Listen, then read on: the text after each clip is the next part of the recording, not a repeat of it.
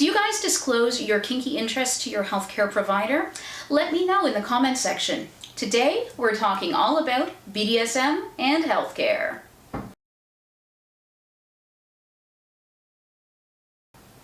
Hey guys, it's Morgan with BDSM Relationships and Education. Thank you very much for checking out this video. Today, we are going to talk all about healthcare and BDSM. So if you haven't done so already, please don't forget to subscribe to my channel by clicking the button down below. You'll also turn on your notifications, and that way you know every time I post a new video. As I mentioned, we are going to drop down to one video per week for the next little while, but I will also do my best to put out some bonus videos, so make sure those notifications are turned on and you won't miss a thing. So the reason that we're going to talk about healthcare and BDSM is because this is something that comes up a lot. Whether it's a BDSM emergency where somebody got hurt and they need to go to an ER, or I forget what ERs are called in other parts of the world, but basically an emergency room, or urgent care, that was what they're called. But so it's either that, or if you have to go to the doctor and you have some unsightly marks or bruises. So we're going to talk about disclosure and what is appropriate, what isn't, and what you should do, basically. Now, the reason that I want to talk about this is because I used to work in healthcare. So for those of you who don't know, I worked as an ambulance attendant and a paramedic for many years. I retired due to an injury quite a few years back, and I miss my career greatly. First of all, because it was a wonderful career, and also because I really love helping people. So I'm always thrilled when I get to use the knowledge that I have of, how the body works to educate people about BDSM. It all kind of works out in the end. So here we are. But what that experience, what that career gave me, or one of the things that it has given me, is knowledge of how things are when we are, like, if you do have to go to an emergency room and deal with healthcare providers if you have had a BDSM related injury or something like that. And so I want to talk about that, but also talk about when you go to your general practitioner. So within the emergency room sort of scenario, I have found that most ER personnel, whether they're a doctor, a nurse, even the janitors, everybody there, they have seen it all. Like, trust me. I was out on the road a lot of the time, but I did spend enough time in the actual ER, and you chat with your colleagues and stuff. They have seen everything. So whatever you've got going on is probably not even that bad compared to some of the stuff that they've had come in. So the other thing there is that you are protected through confidentiality laws, so they can't go and tell other people. So if you are embarrassed about stuff, they can't go and tell everyone, and they can't go and tell your neighbors or your parents or anything like that. They are not allowed to disclose anything about your visit.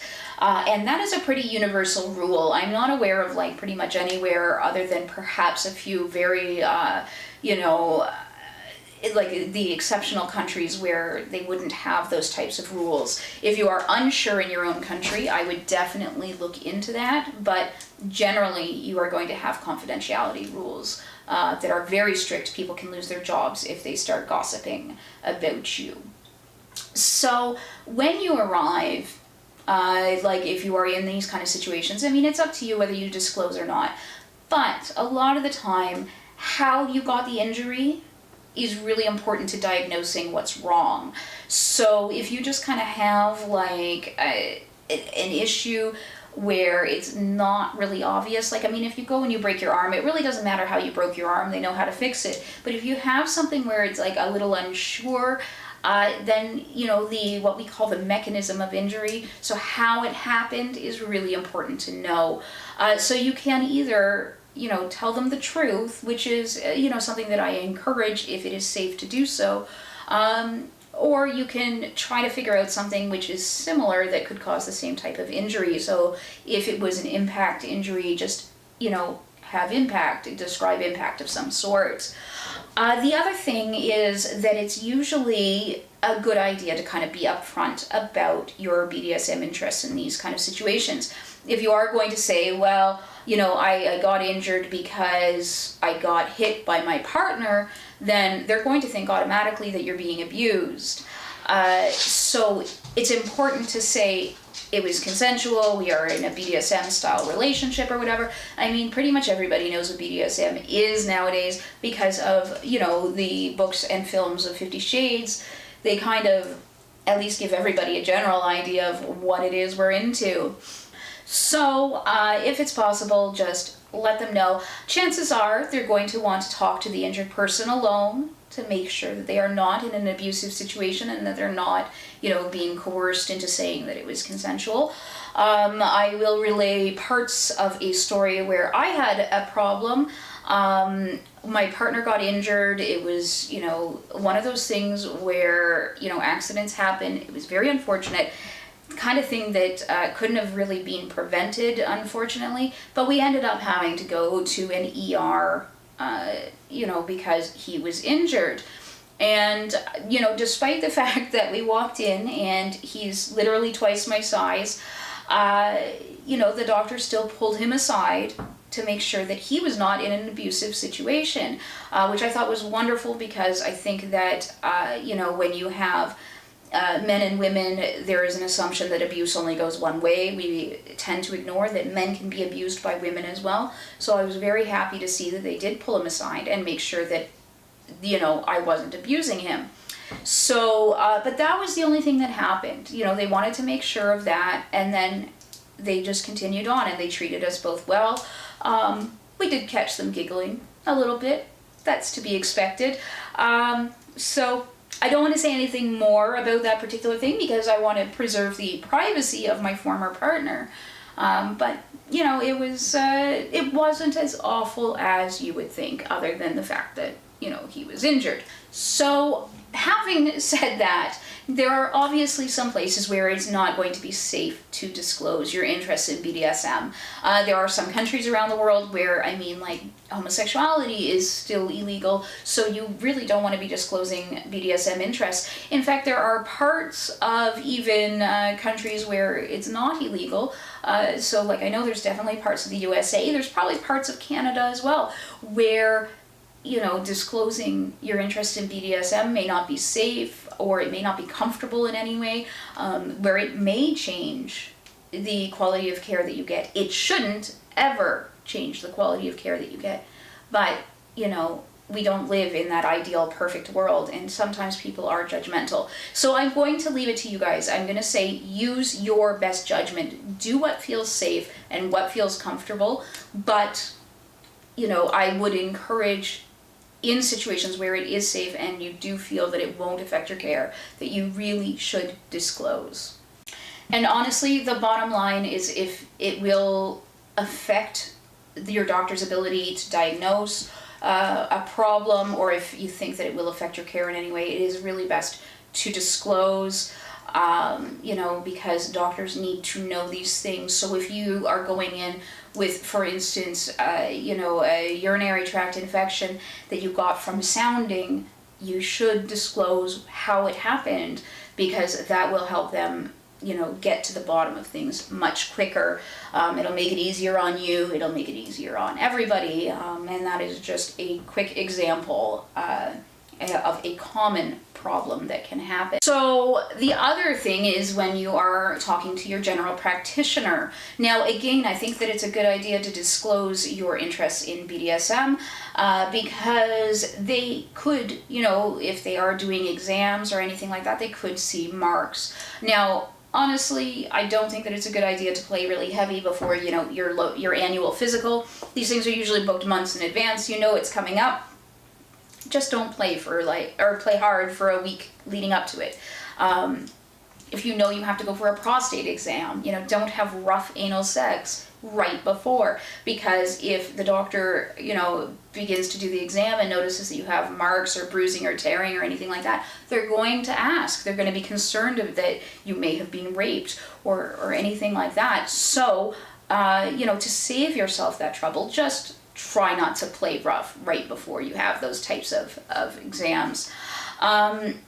Now, if you are going to disclose your interest in BDSM, and I do think that it is a wise thing to do if it's safe and it's not going to, have a negative effect on your care, then, you don't need to go into detail. All you have to do is say, I'm into BDSM, so sometimes I may have some unusual bruises, and that's that. Or I'm into bondage, so, you may notice that I have the odd mark here or there. It's nothing to worry about. It's consensual. It's fun.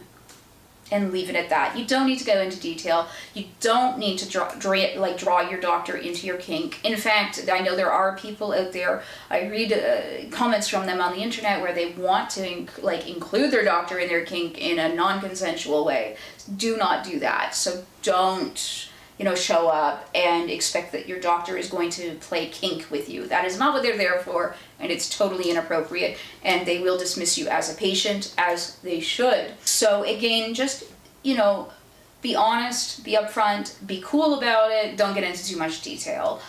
They don't need to know the intimate details of your sex life or your kink life or whatever, but they should know, in general, here's what's going on. Now, if you do play and you end up accidentally getting marked up before your physical, before your, pap smear or your prostate exam, whatever it is that you have going on, I would just sort of get ahead of it, right? So be like, oh, before you get undressed, say, oh, by the way, I was having a bit of rough sex last night, so we got a little carried away. Things may look a little weird. I just wanted to let you know up front.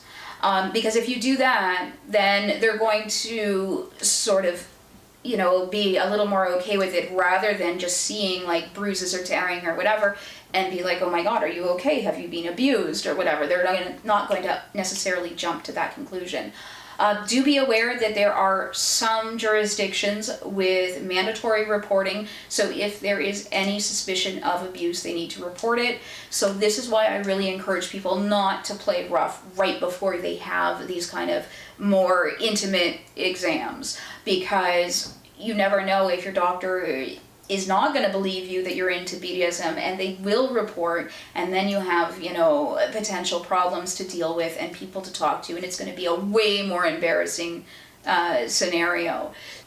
Now, of course, if you don't want to tell your general practitioner about your interest in BDSM, the other kind of way to get around it is to make up a believable lie. So you could say something along the lines of, oh, I took up rugby, or I'm an avid rugby player. Rugby is a really good sport to use because it's very, very physical and rough. I mean, you could use any full contact sport. You could say you're into MMA, that sort of stuff. And that's going to explain a lot of weird bruises and marks and stuff like that. It will not explain, the aftermath of very rough sex or anything, but it will explain a lot of bruising and various other marks.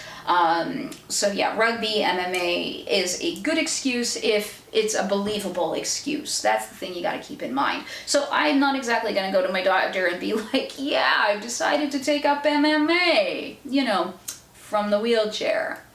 It's not really a believable thing. So the other thing you can say is that, and I've used it myself, where I was like, hey, I was babysitting my cousins or my nephews or whatever. They're young, they get rambunctious, and they got a little too rough play fighting, and I had to split it up, and I got hurt in the process. So you can say things like that. You can say, oh, I was out playing around with the dog, and I have a huge dog, so it's believable that he would leave a bruise or something on me. You could come up with reasonable explanations. However, if you are going in every time with all kinds of bruises and you don't play rugby, then the doctor is going to get suspicious, and it's going to sound more like you're being abused and making excuses to cover it. So keep that in mind. The other question that I see a lot of is people who have had surgery and then are looking to find out when they can go back to play. Now, it's kind of awkward to ask your surgeon, so when can I go back to, getting spanked or being anally fisted or whatever it is that you like to do. So one of the things that you can say is, when can I return to the gym? When can I return to sports? and questions like that. So just say, hey, I play rugby. When can I go back to playing rugby? Or whatever it is, whatever your sort of excuse is. The other approach you can take is, how do I know when I've overdone it? And this is one that I use because obviously no one believes that I play rugby. So how do I know if I've overdone it? Is a good way, because then the doctor will tell you what to look for that could be a problem, and then you know what to look for when you're playing. Now obviously you're not going to have major surgery and get out the next day and go and engage in heavy BDSM play, not realistic, but when you're starting to feel up for it, you know, you can judge your own body, but definitely talk to your doctor as much as possible and do your best to find out the answer to those questions. So just quickly to wrap everything up, your best bet is to disclose how you got an injury or that you do have an interest in BDSM. Most healthcare providers are not going to care. If you don't think that it is safe or realistic to do so, then come up with a reasonable excuse that you play rugby, you do MMA, you babysit young children, whatever it is. If you do have an injury and you don't want to disclose that it was a BDSM injury, try to find something that would have injured you in a similar way, so impact for impact, or whatever it is. All in all, don't be embarrassed, because healthcare providers really have seen it all. You're not going to do anything shocking necessarily. And finally, please do not involve your healthcare provider non-consensually in your kink. They are there to look after your health, not to get you off. So that is that. If you guys have any other questions about BDSM and healthcare, let me know. I will do my very best to answer them, and maybe we'll do another video on the subject. I have a few more planned, so we'll see how that goes. Anyways, thank you very much for checking out this video, and I will see you guys in the next one.